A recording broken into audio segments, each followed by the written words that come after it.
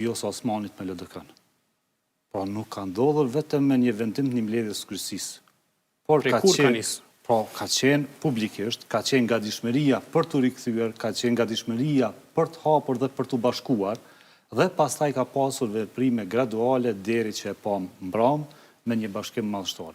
Pra nuk mund të thuash që ka qenë në inercion, nuk mund të thuash që ka qenë në afekt. Pra po flasim për veprime politike. Madje mos harrojmë që LDK-s ju ka rikthy ish presidentja e vendit. Nuk bëhet fjalë për çdo figurë. Ish presidentja e vendit e cila ka përmbyllur mandatin në mënyrën më të mirë të mundshëm. Dhe që ka garuar me një listë tjetër si kandidate për president. Por gjithsesi ka qenë një momentum politik, ka qenë një, siç e tha zoti Abdigjiku, një keqkuptim që i ka krijuar pasojat e veta, por tash nuk mundesh, shikoj, në politik nuk duhet të ketë kurorëzime personale.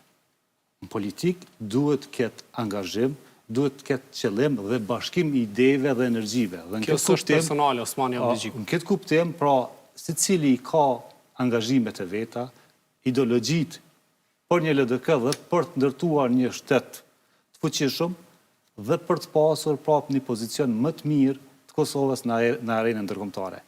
Pra, në këto vite qeverisje, rreziku më i madh ka qenë pikërisht kanosja dhe ftofeja marrëdhëniet me aleatët. Dhe në këtë kuptim besoj që edhe orientimi i LDK-s, edhe i Kosovës, dhe gjithë angazhimi dhe potenciali politik duhet të jetë këto. Jo jeni tash vonë, po a ju ka rënë me u taku me kandidatët e tjerë, me struktura, me njerëz brenda LDK-s? U komentua shumë që disa prej figurave me peshë politike, me shumë vota, që janë pjesë edhe e grupit parlamentar të fundit, nuk janë duke marrë pjesë në krejt të organizime që po thuhet se janë një farë nisme e bashkimit madh.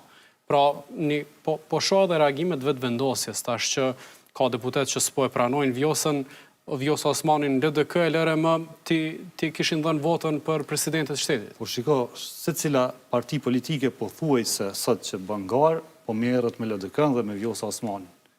Pra kemi pasur se zakonisht partit ku merren me atë parti e shohin rrezikun potencial për të pasur rivalitet dhe për të pasur për të qenë parti fituese.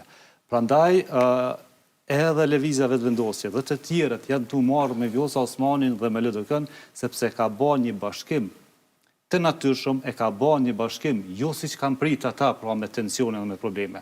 Mos harrojmë që ka raste dhe ngarkesa dhe personale, edhe kemi pasur në kuvend në votime kruciale, shpesh herë deputet nuk kanë marrë pjesë, pra është e pamundshme me i bashku të gjithë në një vend. Po, LDK-ja ka thënë që grupi jonë parlamentar është unik sa i përket kjo është në kandidatës për president. Që gjithë janë unik, por është e pamundshme fizikisht me i bë gjithë bashkë. Po për idenë janë gjithë bashkë. Kjo është me rëndësi. Dhe me këtë ide, pra po shkojmë edhe në